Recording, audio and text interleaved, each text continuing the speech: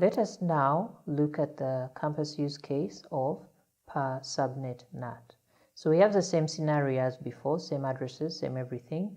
The difference is the NAT for the rest of the campus will translate the different parts of 192.168/16 to different public addresses.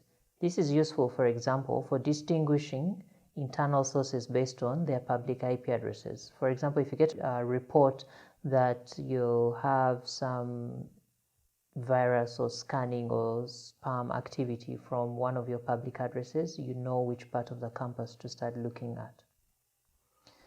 So our campus 192.168.0/16, the internal network, needs to be NATed to different public addresses. So let us assume that the addresses 10.64 to 10.71 are used from the NAT pool. These are the second /29 that is available. So it's 8 addresses out of the /28 which is available.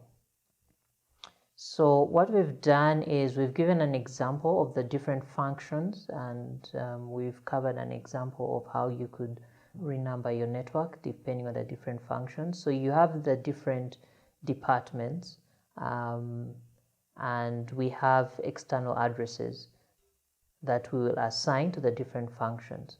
And then for wireless, which has a bigger subnet, we allocate more than one addresses because we expect there might be more users on the wireless. For typical Cisco configuration, you first define the ranges that you want to NAT, and you create different access lists that will match those different ranges. And you create deny and permit IP statements that will match the ranges that you want.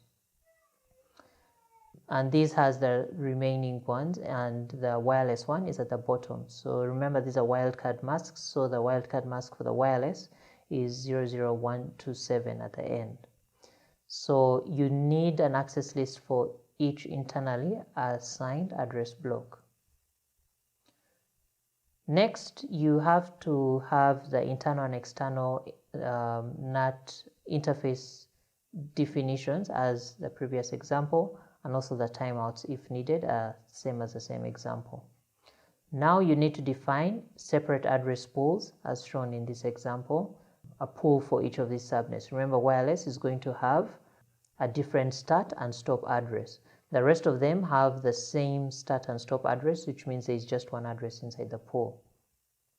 So the subnet that we are NATing into is the /69, and we can use all those IP addresses, including what would traditionally be the network address, as well as the broadcast address. So now we define the NAT function, which is very similar to what we had previously. You have IP NAT inside source list, and then you have the particular list that matches a particular network, and then the particular pool that you're going to NAT to, and the overload keyword so that it will do an APT. So you do that for each one of your created lists and pools. Note that it is good to name your lists and pools based on what they do, so that when somebody is looking at the configuration, they don't have to read the entire configuration to guess what that access list is for or what that NAT pool is for.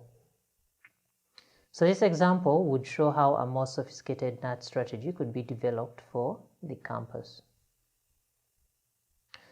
For Juniper, we have already explained in the simple example how you would expand it to include different pools and match different subnets. So you just extend the match statements and create the pools as we have already explained.